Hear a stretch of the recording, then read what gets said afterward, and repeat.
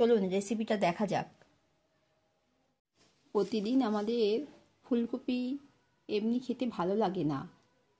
এই শীতের দিনে যদি এইরকম দুধ দিয়ে ফুলকপি রান্না হয় তাহলে আর কিছুই চাই না। এরকম ফুলকপির তরকারি আর সাথে যদি পোলাও হয় পুরো ব্যাপারটা জমে যাবে। খুব সহজে বাড়িতে থাকা সামান্য উপকরণ দিয়ে আমি এটা বানিয়ে নিয়েছি। এমন কিছু বেশি উপকরণ আমি দিই না। বাড়িতে থাকা সামান্য উপকরণ দিয়ে আপনারাও ঝটপট বানিয়ে নিতে পারেন। আপনাদের যথেষ্ট ভালো লাগবে। আর যদি রেসিপিটা আপনাদের ভালো লাগে লাইক, কমেন্ট, শেয়ার, সাবস্ক্রাইব করবেন।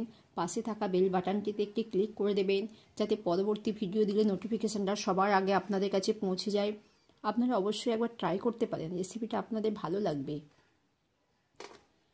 এই ফুলকপির তরকারি খুব টেস্টি হয়। খুব সহজে কম সময়ে আপনারা শীতের দিনে এরকম কপি একবার বানিয়ে খেয়ে দেখবেন, আপনাদের যথেষ্ট ভালো লাগবে। আপনারা না খেলে বুঝতেই পারবেন না যে কপিটা এত টেস্টি হয়। আপনারা তো অনেকভাবে কপি খেয়েছেন, কিন্তু এইভাবে একবার বানিয়ে দেখবেন। চলুন রেসিপিটা দেখা যাক।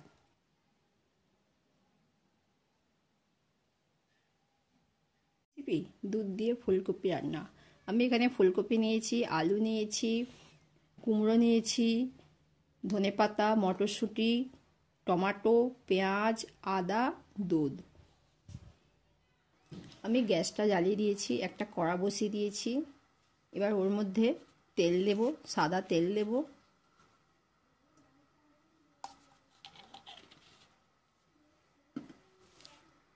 আমার তেলটা গরম হয়েছে, ওর মধ্যে আলু দেব।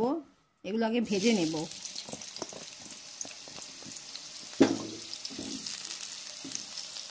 ওর মধ্যে এবার কুমড়োগুলোকেও দিয়ে দেব।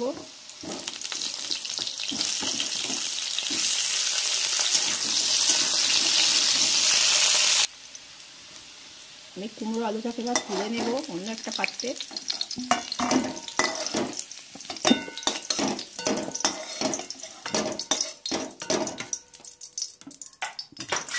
এবার ওর মধ্যে কপিগুলোকেও ভেজে নেব। কপিগুলো দিয়ে দিলাম। কপিগুলোকে একটু ভালো করে ভেজে নেব। অল্প করে একটু লবণ দেব।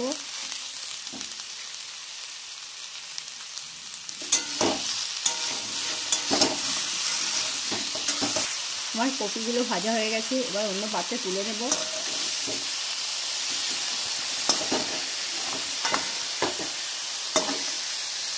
এবার ওর মধ্যে আমি সাদা তেল দিলাম।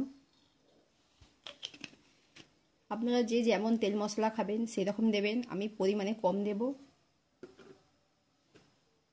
কাঁচা লঙ্কা দেব।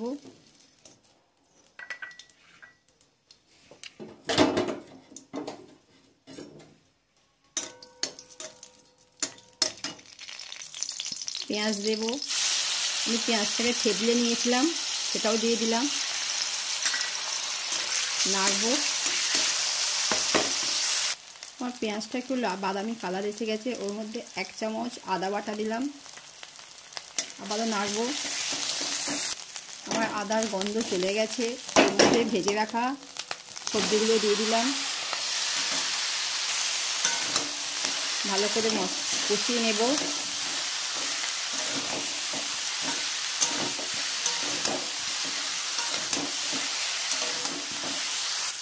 আমি একটা বড় সাইজের টমেটো কেটেছিলাম, দিয়ে দিলাম।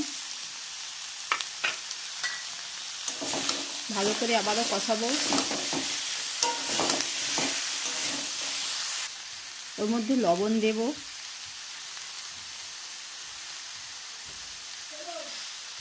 আবারও কষিয়ে নেব।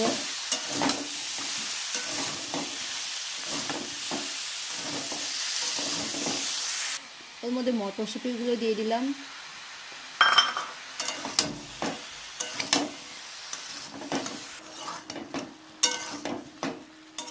ভালো করে কষিয়ে নেব। হলুদ গুঁড়ো দেব।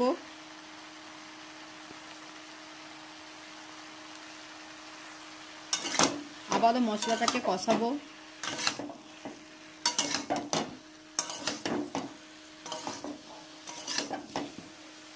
এইভাবে যত ভালো করে আপনারা কষাবেন আপনার তরকারিটাও তত টেস্টি হবে। জিরে গুঁড়ো দেবো 1 চামচ, আবারও কষিয়ে নেব। একটুখানি জল দিলাম, আবারও নাড়তে থাকবো।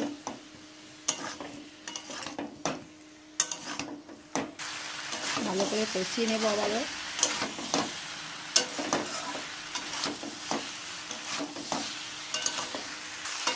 আমার মশলাটা ভালো করে কষানো হয়ে গেছে। এবার আমি ওর মধ্যে দুধটাকে দিয়ে দেব।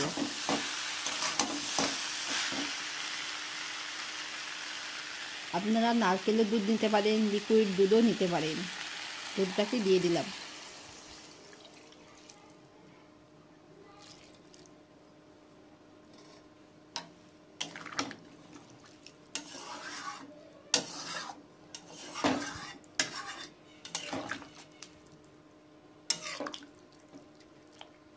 এবারে আমি চাপা দিয়ে দেব।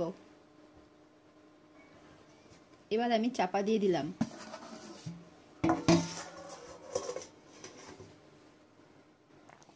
আমি এবার ওর মধ্যে ধনে পাতাগুলো দিয়ে দেব।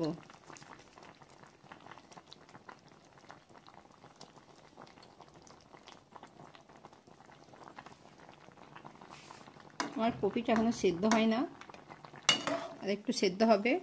আমি আবারও চাপা দিয়ে দেব।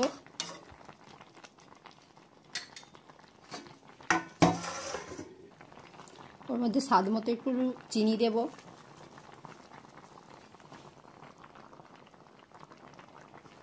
হাফ চামচ গোলমরিচের গুঁড়ো দিলাম।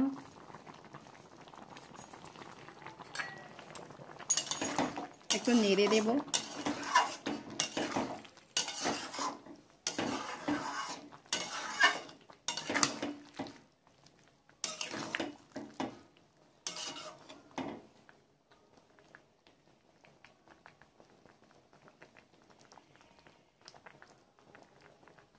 আমার কপিটা সেদ্ধ হয়ে এসেছে, একটু ঝোলটা মরে গেলেই নামিয়ে নেব। ওর মধ্যে একটু লবণ দেব, লবণটা আমার একটু কম হয়েছে, অল্প একটু লবণ দিয়ে দিলাম। লবণটা আপনারা আপনাদের স্বাদ মতো দেবেন। আমার ঝোলটা একটু মরে যাবে। আমার তরকারিটা হয়ে গেছে, এবার আমি নামিয়ে নেব।